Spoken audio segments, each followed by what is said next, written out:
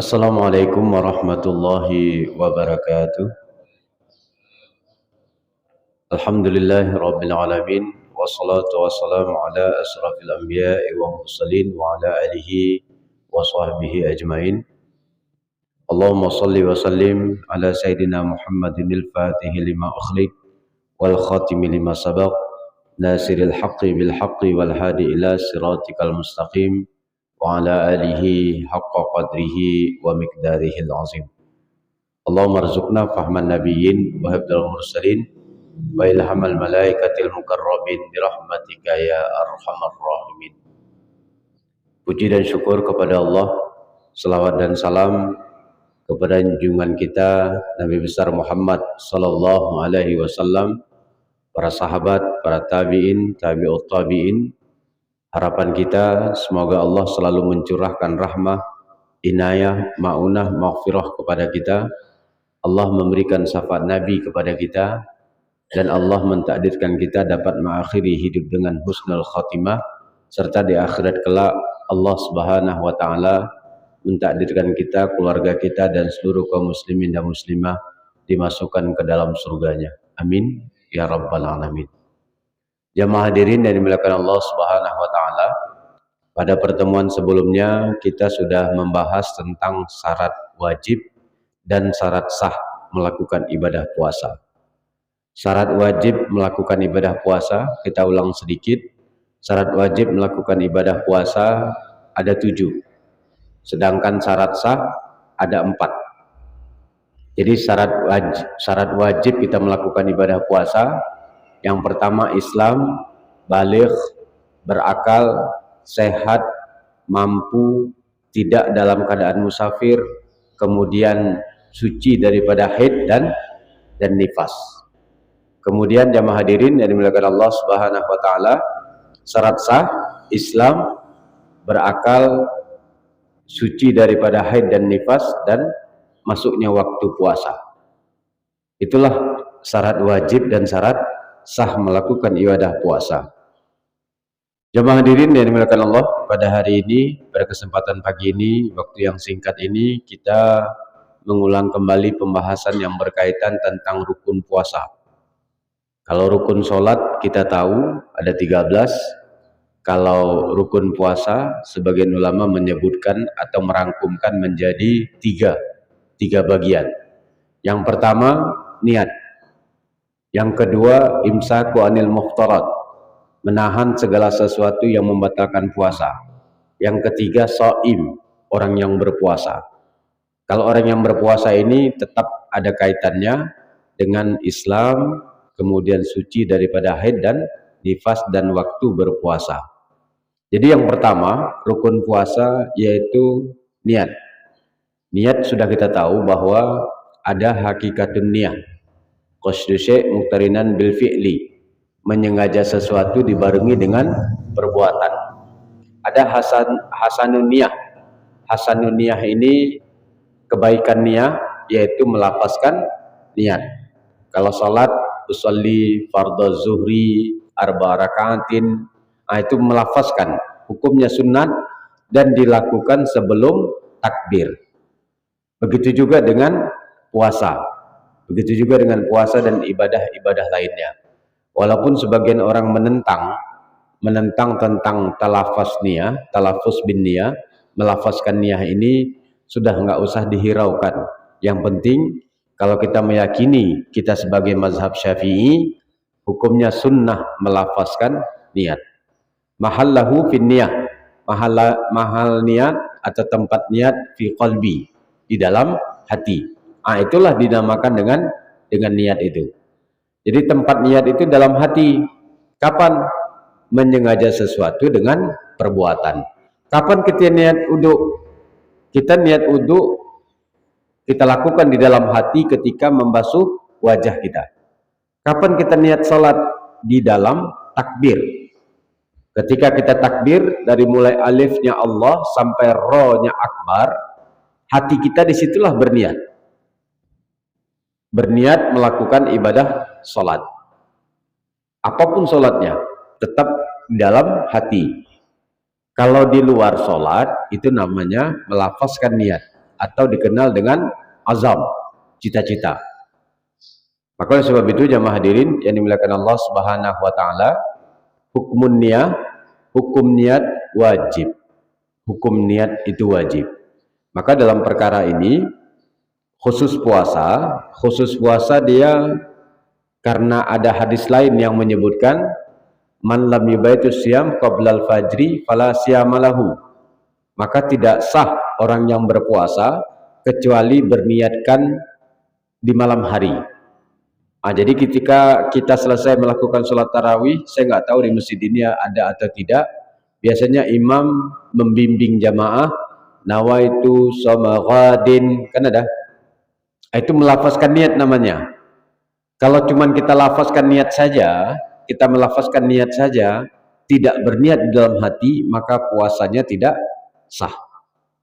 Tapi dengan kita berniat melafazkan niat itu, dengan kita melakukan sholat tarawih, maka insya Allah hati kita sudah terqasad, sudah berniat melakukan ibadah puasa esok hari. Maka tidak ada cerita bagi kita berniat setelah azan subuh. Tidak boleh kita berniat sebelum masuknya waktu maghrib. Karena waktu niat itu kalau khusus puasa sejak terbenamnya matahari atau masuk waktu maghrib sampai menjelang fajar siddiq atau masuknya waktu sholat subuh.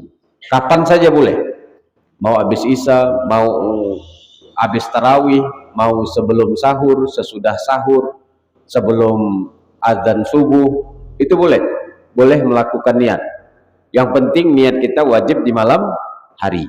Itu kalau puasa wajib atau puasa sunnah yang digabung dengan puasa wajib kita lakukan niatnya di malam hari. Tapi kalau untuk puasa sunnah masih boleh kita berniat setelah sholat subuh. Jadi itulah perbedaan puasa wajib dengan puasa niat, dengan puasa sunnah. Kalau puasa wajib itu jelas puasa Ramadan, kemudian qadha puasa Ramadan, kemudian puasa nazar, itu wajib di malam hari.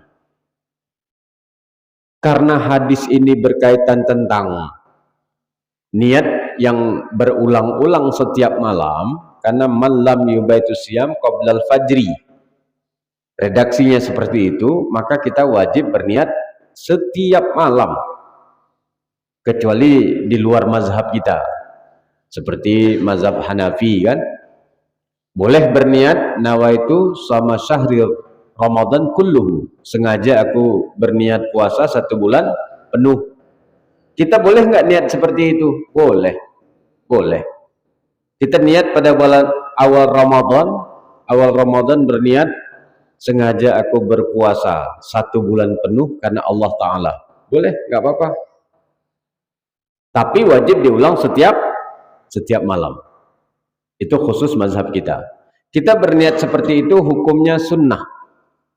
Walaupun taklid kepada mazhab di luar mazhab Syafi'i. Kalau kita berpuasa dan lupa niat, maka secara otomatis tertaklid kepada mazhab di luar mazhab Syafi'i dan puasa kita tetap sah. Artinya, ke dalam kita berniat ini, maka kita boleh menggunakan niat dengan 2 cara pada malam pertama Ramadan. Yang pertama kita berniat 1 bulan penuh, yang kedua kita berniat esok hari. Ini berulang-ulang kita lakukan karena terkunci dengan hadis man lam yubaitu siyam qablal fajri fala siyamalahu. Itulah jamaah hadirin yang dimuliakan Allah Subhanahu wa taala, pemahaman niat dalam konteks mazhab kita, mazhab Syafi'i. Kemudian yang kedua, jamaah hadirin yang dimuliakan Allah, rukun puasa imsaku anil muftarat, sengaja menahan segala sesuatu yang membatalkan puasa. Segala sesuatu yang membatalkan puasa, itulah harus kita jaga. Dari sejak terbit fajar siddiq atau masuk azan subuh sampai waktu maghrib. Sampai waktu maghrib. Nah, jadi ada ajaran yang berkembang, ini diamalkan oleh saudara-saudara kita juga yang berpaham Wahabi. Mereka setelah sholat subuh masih boleh sahur, karena mereka berpandangan menampakkan benang putih dan benang hitam. Mereka melihat nampak nggak benang putih dengan benang hitam tuh. Nah, jadi mereka langsung zahir hadis, zahir ayat. Padahal maksudnya di situ masuk bergantinya siang dengan malam atau malam berganti siang. Bukan benang putih, benang. Akhirnya mereka sholat, kalau sekarang waktu subuh jam 5.30 misalnya. Nah, mereka jam 5.40. Pasti itu. Kebanyakan mereka melebihkan 15 menit atau 20 menit setelah dari waktu yang telah diijmakkan ulama, khususnya kita di Aceh ini atau bahkan di Indonesia ini. Mereka seperti itu menghisapnya. Kalau dia sholat subuh berkaitan, tidak ada kaitan dengan puasa, itu nggak ada masalah saya rasa kan. Kita azan jam 5.30 misalnya, dia nanti jam 6 baru azan, nggak terlalu bermasalah karena masih belum keluar waktu sholat subuh. Tapi kalau kaitannya dengan puasa, ini bermasalah.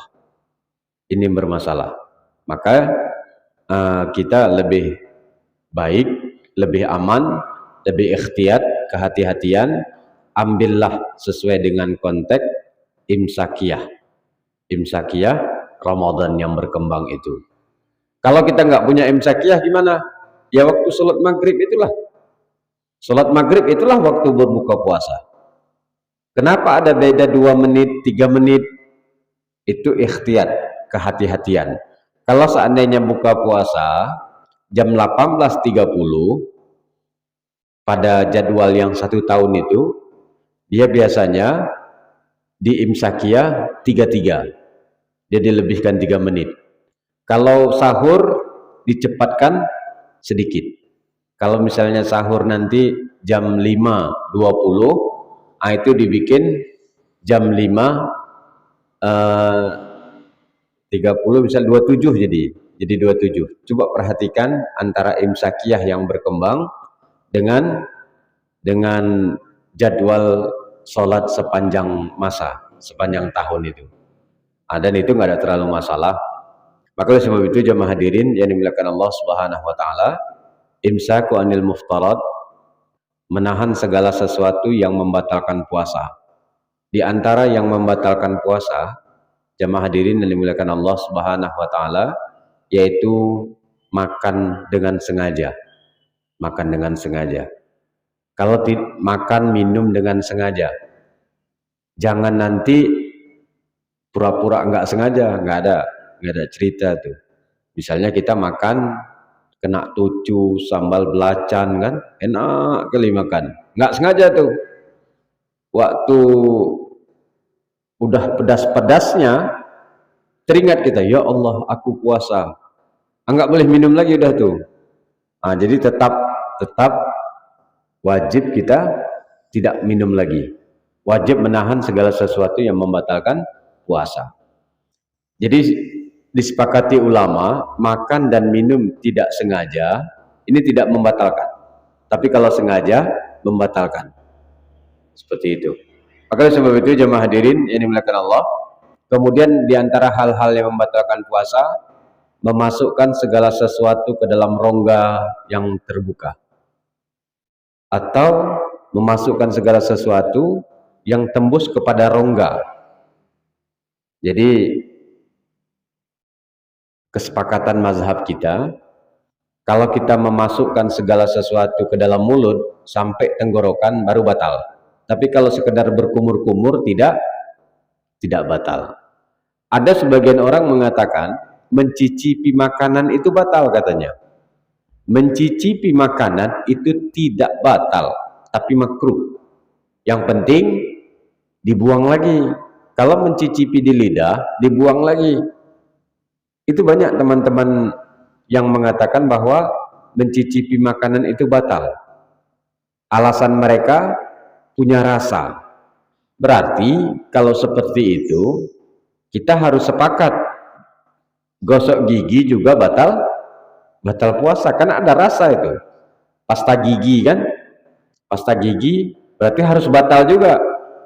Jadi tidak bisa dibedakan. Maka ulama sepakat mencicipi makanan, menggosok gigi setelah tergelincirnya matahari atau setelah waktu sholat zuhur, maka hukumnya makruh. Tapi kalau seandainya kita bersiwak, gosok gigi sebelum zuhur, ini nggak ada masalah, dan ini merupakan anjuran daripada baginda Muhammad Sallallahu Alaihi Wasallam. Congkel telinga kalau masuk batas ke batin telinga batal. Memasukkan benda ke dalam hidung juga batal. Pokoknya semua benda yang masuk ke dalam rongga yang terbuka itu batal. Walaupun sebagian orang mengatakan congkel telinga, congkel hidung ini tidak batal. Betul, tidak batal apabila tidak masuk ke dalam rongga. Kalau congkel hidung, kalau congkel telinga pakai benda. Kalau pakai tangan enggak, pakai jari kita ini enggak masuk. Pakai benda batal. Kalau mereka mengatakan tidak batal, boleh sepakati dulu bendanya apa. Kalau misalnya congkel telinga pakai sekop, pakai cangkol, pakai linggis, ya enggak batal karena enggak bisa masuk. Tapi kalau pakai cotton bud atau pakai benda-benda yang kecil masuk ke dalam telinga, batal. Masuk ke dalam telinga batal. Itulah kenapa kami dulu ketika masih kecil kan mandi sungai. Mandi sungai itu diajarkan sama orang tua pakai bahasa Temiang. Jangan kemih, jangan bero, jangan kentut dalam ayok katanya kan. Jadi jangan buang air kecil, air besar, jangan buang angin dalam air. Karena ketika rongga itu terbuka, airnya masuk, maka batal. Maka oleh sebab itu jemaah hadirin yang dimuliakan Allah Subhanahu wa taala, kecuali darurat seperti ada saudara-saudara kita yang di Sungai Yu misalnya, yang hidup di pinggir pantai, mereka mencari bibit udang, anak udang yang harus berjalan kaki sampai 2-3 kilo ke tengah lautan itu. Kalau dia nggak bisa buang angin, kembunglah dia itu.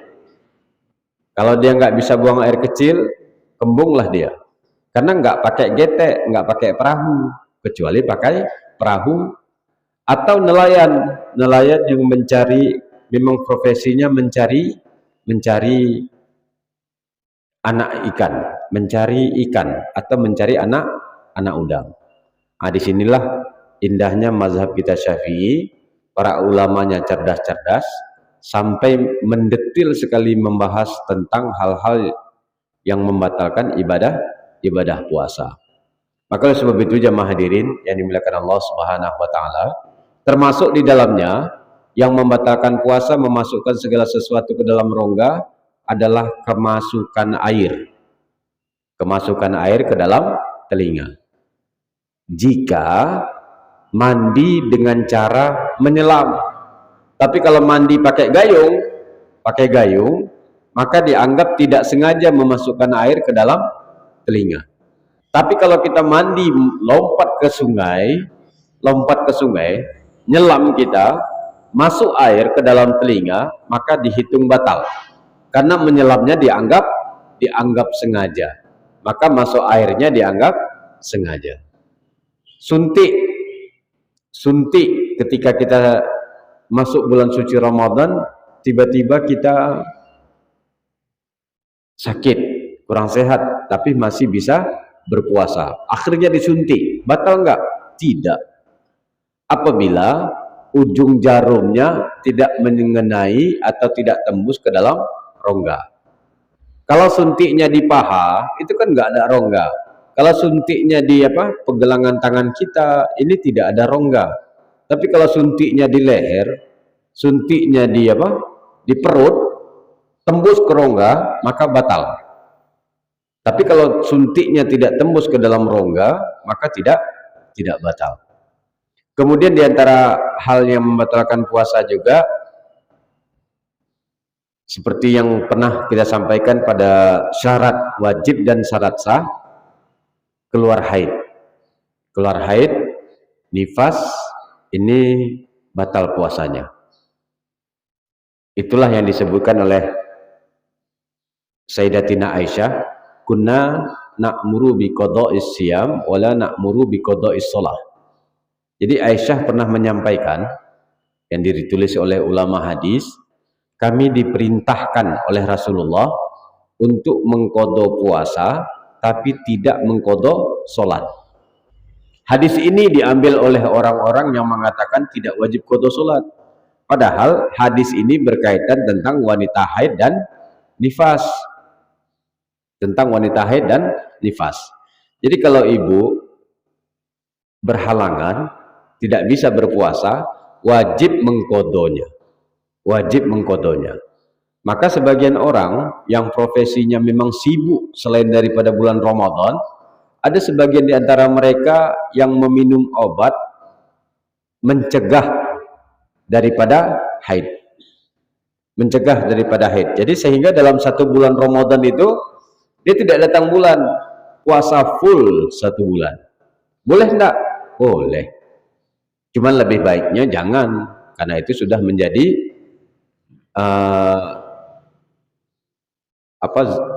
kebiasaan, menjadi kemuliaan bagi seorang wanita. Dan itulah alasan kenapa wanita boleh memakai emas. Wanita boleh memakai emas. Di samping itu memang perhiasan untuk wanita. Wanita boleh pakai emas karena partikel-partikel emas itu masuk ke dalam tubuh, dibuang dengan darah kotor. Dibuang dengan darah kotor. Maka laki-laki nggak boleh, karena tidak mendapatkan kemuliaan haid untuk laki-laki. Maka laki-laki haram pakai emas. Jadi jangan pernah kita merasa bangga pakai cincin emas, pakai kalung, pakai ini, pakai itu. Untuk laki-laki hukumnya haram. Karena emas itu perhiasan untuk wanita. Kemudian jemaah hadirin yang dimuliakan Allah Subhanahu wa taala, di antara hal-hal yang membatalkan puasa, keluar sperma. Keluar sperma. Baik sengaja dilakukan ketika masuk wajib puasa, kita lakukan dengan sengaja, atau kalau tidak sengaja tidak batal.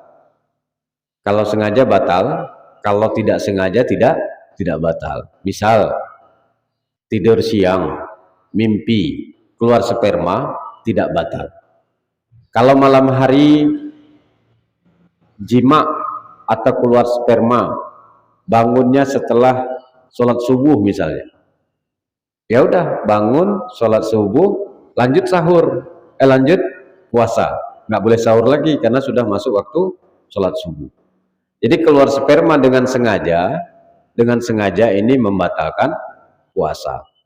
Sebagian ulama mengatakan tatakhayal, berhayal sehingga sampai keluar sperma, sebagian ulama mengatakan tidak batal, kecuali sudah menjadi satu kebiasaan, karena instingnya tinggi, karena imajinasinya tinggi. Kalau dia berkhayal pasti keluar, itu langsung batal. Tapi kalau bukan kebiasaannya, kalau keluar sperma tidak membatalkan ibadah puasa. Maka oleh sebab itu jamaah hadirin yang dimuliakan Allah Subhanahu wa taala, jadi keluar sperma ini kalau disengaja pada siang hari mengeluarkan sperma dengan cara jima, ini berbahaya. Karena apa? Karena dia di samping batal puasanya, haram dilakukannya, wajib hukumnya mengqadha puasa, dan wajib membayar kafarah. Wajib membayar kafarah jima. Kafarahnya tertib.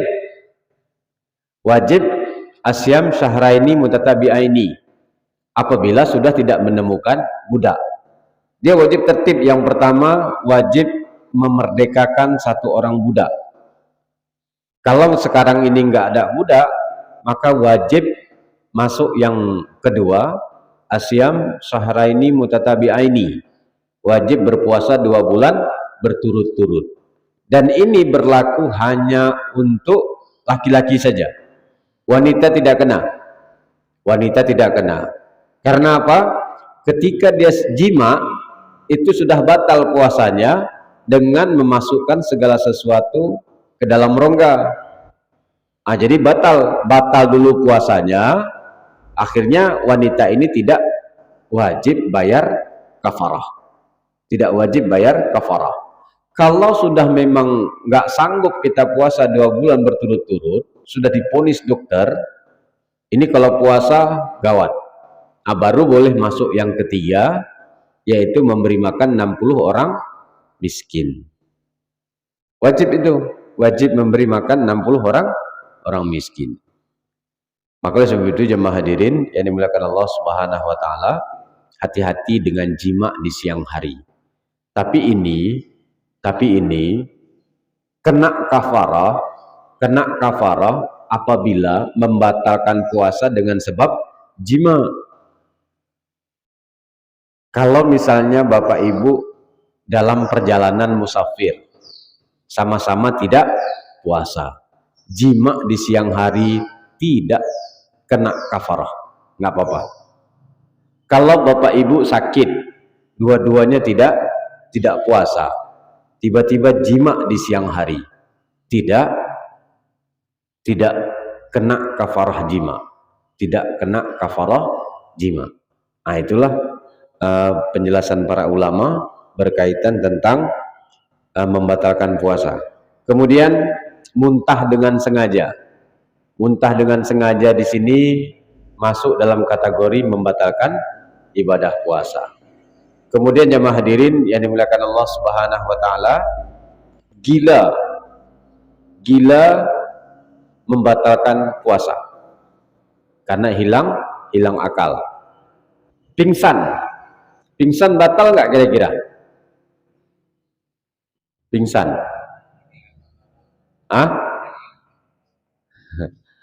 Pingsan nggak batal. Pingsan ini tidak batal sekalipun dia pingsan dari mulai subuh sampai maghrib. Tapi di antara subuh sampai maghrib ini ada sadar sedikit. Sadar dia, misalnya zuhur, sekedar 5 menit saja dia sadar. Ini lanjut puasa nggak apa-apa. Pingsan itu tidak membatalkan puasa, sama seperti tidur. Kalau ada orang tidur, dari mulai subuh tidur, zuhur bangun, tidur lagi, sampai asar bangun, sholat, tidur lagi, itu nggak apa-apa. Dari segi puasanya ya, bukan nggak apa-apa, arti nggak sholat, nggak ini, nggak itu ya. Ataupun dia tidur dari mulai sebelum subuh tidur sampai maghrib dia tidur, sah puasanya, sah. Tapi kalau pingsan nggak sah, karena dia tidak wajib puasa.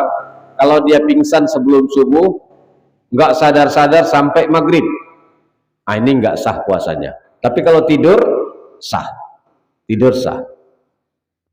Tapi di sini walaupun tidur bulan suci Ramadan itu ibadah kan? Ibadah. Tapi kalau ada orang yang puasa tidur aja kerjanya, itu berarti puasa ular sawah deh. Puasa ulok sabo kalau bahasa Temyangnya. Puasa ular sawah, sah puasanya, tapi tidak mendapatkan pahala. Jemaah hadirin yang dimuliakan Allah Subhanahu wa taala, kita kaitkan dengan sebuah hadis, kam min saimin laisa lahu min siyamihi ilal ju' wal atas. Berapa banyak orang yang berpuasa tidak mendapatkan pahala, mereka hanya mendapatkan lapar dan dahaga saja. Ini kalau kita kaitkan, kalau tadi hal-hal yang membatalkan puasa, ini ada hal-hal yang membatalkan ibadah puasa.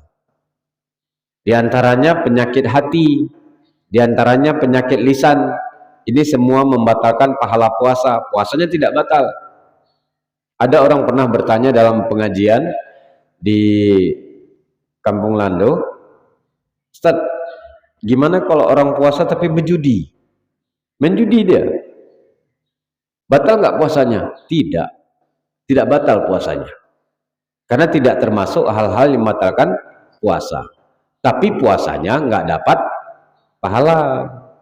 Ada orang puasa nggak sholat, sah puasanya, tapi nggak dapat pahala. Ada ibu-ibu membuka aurat, atau wanita membuka aurat ketika Ramadan, itu sah puasanya, tapi tidak mendapatkan pahala. Karena sebagian masyarakat kita di Aceh ini dianggapnya aurat itu cuman rambut saja kan. Maka tidak heran kalau kita lihat di kampung-kampung ada pakai jilbab, pakai baju segini mama-mama tuh, pakai daster nih. Pakai dasternya cingkrang lagi di atas mata kaki. Itu batal pahala puasanya. Karena itu hukum haram. Wanita itu seharusnya sejatinya wajib pakai kaos kaki, wajib menutup sampai kakinya. Yang boleh dibuka wajah dan telapak tangan, belakang tangan ini. Tapi kalau sampai segini haram hukumnya. Dan ini sudah nggak tabu di antara kita. Biasa seakan-akan kalau nggak pakai jilbab baru bermasalah, dianggap aurat. Nah, jadi jamaah hadirin yang dimuliakan Allah Subhanahu wa taala, kita kembali kepada penyakit lisan, dusta. Dusta ini tidak membatalkan puasa, tapi membatalkan pahala puasa. Ghibah, menceritakan kejelekan keburukan orang lain, atau gosip. Buhton, menceritakan kejelekan keburukan orang lain langsung di depan dia. Ada juga fitnah, menceritakan kejelekan keburukan orang lain yang tidak dikerjakan orangnya. Itu juga batal pahala puasa. Mencaci maki. Ini kita di Aceh ini memang caci maki itu hal yang biasa kan. Ada yang sekarang ini lagi tren, ada Ustadz Tengku menggerebek kafi pas sholat Jumat kan. Coba dengar bahasanya, ngeri kita dengarnya. Dia bagus dia. Dikejarnya orang, dibantingnya meja tuh kan, dikejarnya anak-anak yang main game ketika pelaksanaan sholat Jumat. Tapi bahasa yang keluar itu ngeri. Kalau kita bahasakan ke bahasa Indonesia, geli kita. Tapi karena kita orang Aceh, mendengarkannya itu ketawa-ketawa aja. Jadi hal yang lucu. Nah, jadi mencaci maki termasuk hal-hal yang membatalkan pahala puasa. Penyakit hati, dengki, hasad, takabur, ujub, ini membatalkan pahala puasa. Kalau takabur itu memang kita ucapkan, nampaknya di kampung ini aku sendiri yang paling alim, nampaknya di kampung ini ibadah aku aja yang diterima nih. Itu takabur. Kalau ujub, mainnya hati. Habis salat subuh, zikir kita. Zikir nggak terasa, 10.000 udah zikir kita. Terbenak dalam hati kita. Nampaknya di kampung ini, aku sendiri yang masuk surga nih. Itu ujub. Dan batal pahala puasa. Jadi jamaah hadirin yang dimuliakan Allah Subhanahu wa taala, dan banyak sekali hal-hal yang membatalkan puasa dan juga membatalkan pahala puasa. Dan rukun yang terakhir, shaim, orang yang berpuasa. Itu suci daripada haid dan nifas, beragama Islam dan berakal. Seperti kaitannya dengan syarat wajib puasa yang pernah kita bahas pada pertemuan yang lalu. Baik jemaah hadirin yang dimuliakan Allah Subhanahu wa taala, itulah paparan kita secara singkat sebagai wujud syukur kita kepada Allah dan bahagia kita dengan datangnya bulan suci Ramadan. Kita mengulang kembali pembahasan yang berkaitan tentang bulan suci Ramadan. Kemudian saya kaitkan sedikit dengan tarawih. Dengan tarawih kita harus sepakati sesuai dengan mazhab Hanafi 80 Hijriah, sesuai dengan mazhab Maliki, sesuai dengan mazhab Syafi'i, sesuai dengan mazhab Hambali, hum yuwafiquna atau ittifaq, sepakat la salat tarawih illa bi isrina rakaatin. Tidak mendapatkan pahala salat tarawih kecuali dilakukan 20 rakaat. Saya mau 8 aja, sah salatnya, tapi tidak dapat pahala tarawih. Saya mau 2 saja, sah, tapi tidak dapat pahala salat tarawih. Kalau mau dapat pahala salat tarawih bi isrina rakaatin, dia harus mengerjakannya 20 rakaat. Mau sendiri, mau berjamaah boleh. Mau berdiri, mau duduk boleh. Ibu-ibu misalnya habis dari musola masjid pulang ke rumah sambil duduk bikin kue raya itu kan, bikin kue raya biasanya kan, tapi sekarang udah agak jarang bikin kue raya karena kebanyakan sekarang udah sakti-sakti ibu-ibunya, main tunjuk aja kan, jadi 1 bungkus, jadi dia. Kalau dulu saya ingat sekali itu, masih kita SD itu kan, nyepret kue sepret, kemudian bakar kue kembang loyang tuh, bikin kue timpan, bikin ini bikin itu, udah lazim tuh bikin kue sangkar burung, kue karas kan, itu kue sagon dan lain sebagainya, itu biasa. Kalau sekarang udah sakti-sakti. Jadi ibu-ibu sambil menggoreng kembang loyang sambil duduk pun nggak apa-apa, sholat tarawih 2 rakaat. Tapi jangan menghadap kembang loyangnya, tetap menghadap kiblat. Nggak 2 rakaat. Agus, biasa berapa menit tuh? Oh sebentar ya. Nah cari yang lama lah, yang lama. Saya kira lama bakarnya. Jadi boleh sholat sambil duduk pun boleh. Penting sholat tarawih. Misalnya di masjid ini 8. Ya udah, jangan witir dulu, sempurnakan sendiri. Imam kan witir misalnya, ya udah kita sholat tarawih sendiri 2 rakaat, 2 rakaat, 2 rakaat seperti itu. Bukan tarawih, qiyamul lail. Betul, yang tarawih itu 20. Jadi lebih baik untuk kita di Aceh ini kan mazhab kita Syafi'i. Mazhab kita Syafi'i, lebih baik di masjid semuanya 20, yang 8 mundur.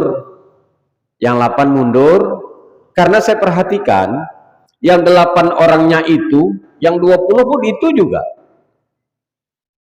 Itu aja orangnya. Yang katanya ini itu biar rame orang, untuk apa rame kalau enggak mendapatkan pahala salat tarawih. Tapi perlu saya sampaikan, jamaah hadirin yang dimuliakan Allah Subhanahu wa taala, itu tarawih dari sejak zaman Sayyidina Umar Ibn Khattab sampai sekarang itu di Mekah tetap 20. Sampai sekarang 20 rakaat. Kalau di Madinah pernah terjadi 36 rakaat, situ wasalasin. 36 rakaat. Karena mereka cemburu, orang Madinah ini cemburu. Enak kali lah orang Mekah, setiap 4 rakaat tawaf, setiap 4 rakaat tawaf. Cemburu mereka, enak kali lah orang itu bisa tawaf. Jadi dimintalah ketentuan oleh Imam Malik, mereka melakukan sholat 36 rakaat. 36 rakaat. Itu sepakati ulama. Tidak ada satu ulama pun yang mengatakan salat tarawih itu kurang daripada 20 rakaat. Tidak ada. Lebih ada. barulah berkembang ulama mutaakhirin, ulama-ulama kemudian berkembanglah. Dan pertama kali ulama diteliti oleh ulama, pertama sekali ulama yang mengatakan salat tarawih itu 8 rakaat 11 dengan witir, itu namanya Imam Sun'ani. Imam Sun'ani pengarang kitab Subulus Salam, pengarang kitab Subulus Salam, syarah daripada kitab Bulughul Maram. Jadi Imam Sun'ani ketika menceritakan hadis dari Aisyah, maka na yazidu fi Ramadan wala fi khairihi illa 11 rakaatin. Kata Aisyah, aku nggak pernah melihat Rasulullah itu sholat baik dalam Ramadan atau di luar Ramadan lebih daripada 11 rakaat. Dalam Ramadan, luar Ramadan. Hadis ini telah diriwayatkan oleh ulama-ulama seperti Imam Bukhari, Imam Muslim, ulama-ulama hadis terdahulu. Tidak mengatakan hadis ini sebagai dalil tarawih. Ini dijadikan dalil witir. Dalil witir oleh Imam Sun'ani ketika menjelaskan kitab Bulughul Maram, yaitu kitab Subulus Salam, beliau mengatakan ini dalil sholat tarawih. Yang ulama ratusan orang, ribuan orang mengatakan dalil ini sholat witir, oleh beliau Imam Sun'ani mengatakan ini dalil sebagai sholat tarawih. Sholat, ya, dalil sholat witir menjadi sholat tarawih. Siapa Imam Sun'ani? Pengarang kitab Subulus Salam. Siapa beliau? Ulama bermazhab Syiah Zaidiyah. Jadi pertama kali yang mempelopori sholat 11 rakaat itu ulama Syiah Zaidiyah. Makanya dalam Bahsul Masail kami mengatakan bahwa yang sholat tarawih tidak sempurna 20 itu 3 kelompok. 3 kelompok. Yang sholat tarawihnya tidak sempurna 20 atau sholat tarawihnya hanya 8 rakaat 11 dengan witir, cuma 3 kelompok.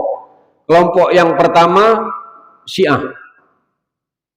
Saya 8 rakaat, berarti saya Syiah nih, gitu kan? Atau yang kedua Wahabi. Wahabi. Kalau sholat 8 rakaat Wahabi. Wahabi lebih antik lagi sholatnya. Kalau Syiah 2 1 sampai 11 rakaat. Kalau Wahabi enggak 4 4 3. Kayak main bola. 4 4 3. Jadi sholatnya 4 rakaat, 4 rakaat, 3 rakaat. 4 8 11. Syiah, Wahabi, satu lagi orang malas. Orang malas tuh. Jadi pilih, mau kalau sholat 8 rakaat, mau Wahabi dia, atau Syiah dia, atau orang malas. Ambil orang malas saja lah. Karena kalau masuk Wahabi, masuk Syiah, bahaya itu kan. Seperti itu.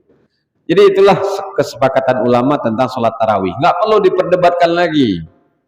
Itu di Sengayu pernah saya ceramah, dia bilang, Ustadz, lebih baik 8 rakaat tapi berkualitas daripada 20 rakaat tak berkualitas. Jadi dia tidak apple to apple, tidak sebanding dia membandingkan. Dibandingkannya dengan sholat 20 rakaat yang di Jawa tuh. Bismillahirrahmanirrahim, amin, Allahu Akbar, Allahu Akbar, Allahu Akbar, kan? Yang 7 menit tuh. Jangan itu dibandingkan dengan Masjidil Haram 20 rakaat, kan? Dengan masjid-masjid yang melakukan 20 rakaat seperti Syuhada, Masjid Al-Furqan yang memang sengaja mengundang imam untuk mengimami sholat tarawih 1 malam 1 juz. Masjid Istiqomah, Rantau, itu dibandingkan. Jangan dibandingkan dengan yang unik di Jawa tuh. Dianggapnya semua sholat tarawih itu kayak gitu semua, kan? Kita lihat aja capek mata kita tuh. Gimana kalau kita mengerjakan? Pernah lihat kan? Gerbang-gerbung, lompat dia. Luar biasa. Saya mengambil kesepahaman dalam tugas kami sebagai dai di Kabupaten Aceh Tamiang. Dia bilang, Ustaz, lama kali 20 tuh Ustaz. Maka saya bilang, lebih baik tinggalkan dulu yang subhanal malikil ma'bud, subhanal malikil maud, itu dihilangkan saja nggak apa-apa. Nanti baru di ujungnya kita selawat bersama. Di ujungnya kita memuji Sayyidina Abu Bakar, Umar, Utsman, Ali. Itu kan subhanal malikil ma'bud itu karena ketika syiar Islam ke Indonesia, Syiah ini banyak mendompeng dia. Syiah banyak mendompeng. Maka para ulama membacakan Al-Khalifatul Ula, Amirul Mukminin kan, Sayyidina Umar, Abu Bakar, Utsman. Syiah nggak berani menyebut nih.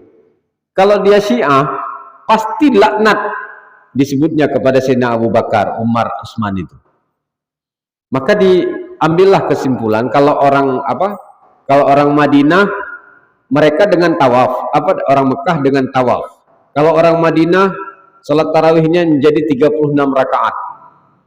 Kalau orang Indonesia ditambah dengan selawat-selawat itu dihilangkan nggak apa-apa itu. Nggak apa-apa. Misalnya udah 4 rakaat, kita bilang Allahumma sholli ala Sayyidina Muhammad wa ala ali Sayyidina Muhammad. Dah, bangun. Terus singkat-singkat aja nggak apa-apa. Itu santai, istirahat. Masna-masna itu 2. Kalau sholat malam masna-masna 2-2. Makanya ibu-ibu jangan putu-putu gini kan. Katanya kan. Dia nggak tahu maksudnya, jadikan aku yang kedua. Nggak boleh. Jadi seperti itulah. Kalau misalnya di masjid, tapi jangan berantam pula gara-gara 20 dengan 8. Dulu kan gitu, berantam di masjid. Sekarang nggak berantem lagi karena nggak ada lagi yang sholat tarawih itu kan di kedai kopi. Udahlah, yang mau 8 silakan, mau 20 silakan saja. Tapi itulah pemahamannya. Nanti ketika kita minta pahala, nggak ada lah, dapat pahala salat qiyamul lail saja. Seperti itu. Kalau masalah zakat nggak mungkin saya jelaskan. Mungkin ada 1 kali kesempatan lagi mungkin ya sebelum Ramadan. Ada ya? Baik, silakan. Ada yang mau bertanya? Silakan.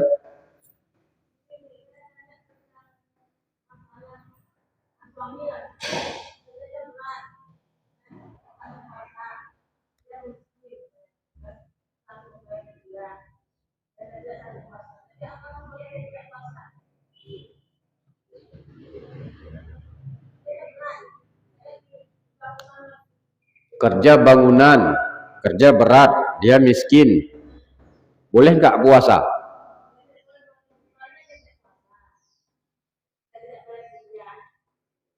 Kapan dia puasa tuh? Karena walaupun kerja berat, seperti orang yang musafir supir mobil kan, supir lintas. Seperti kami dulu ketika saya mau pesantren ke Madura, itu kan berangkat dari mobil PM Toh kan, PM Toh sampai ke Surabaya, hampir 4 hari, 4 malam. Masa nggak puasa terus? Dan perjalanan dia gitu terus tuh, apa nggak puasa-puasa? Kerja bangunan boleh, tidak berpuasa. Syaratnya kalau nggak dikerjakan mati orang yang punya tuh, itu baru boleh. Saya lihat orang kampung saya tuh ngepok batu dia, perutnya diikat tuh, keringatnya bercucuran. Puasa dia, tahan dia. Kerja bangunan, banyak orang yang kerja di pesantren di rumah saya tuh kan, kerja bangunan puasa dia, karena ada niat. Ada orang yang memang nggak niat, pagi-pagi udah negak air minum, nggak tahan Ustaz katanya. Panen padi. Ini kalau nggak dipanen, busuk di padi. Itu boleh. Nggak puasa, tapi wajib qadha gitu. Jadi boleh tidak puasa, tapi wajib mengqadha. Kalau yang tidak bayar fidyah memang miskin betul dan dia sakit, bukan bekerja, dia sakit yang tidak ada harapan sembuh, seperti itu. Lagi silakan. Ya.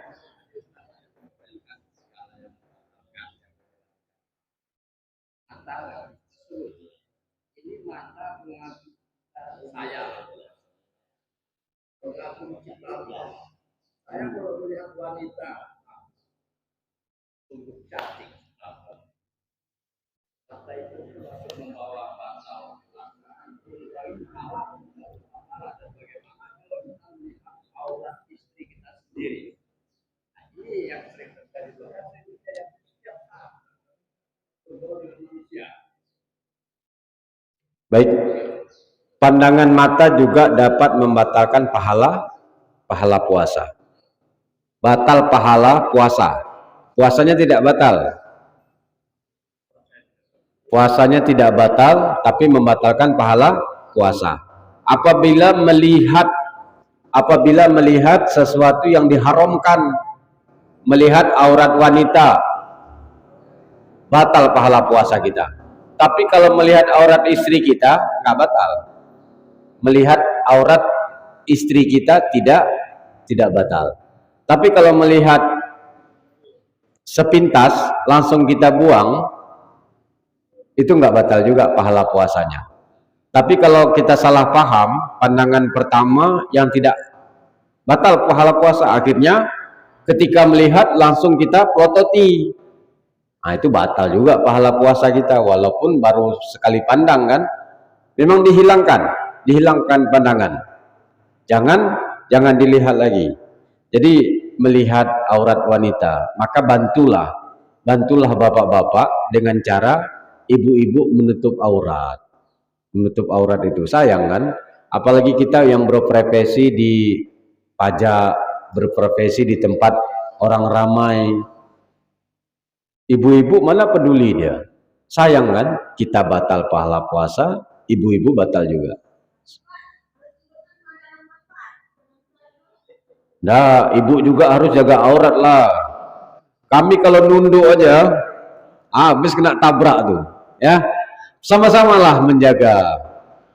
Ini kata Ustadz Dasan apa? Pas keluar rumah, nampaklah sesuatu, nggak dilihat mubazir, gitu kan? Tunduk terus pun bisa berbahaya dalam perjalanan kan? Baik ya, saya rasa terima kasih. Oh, ada lagi satu ya, singkat saja.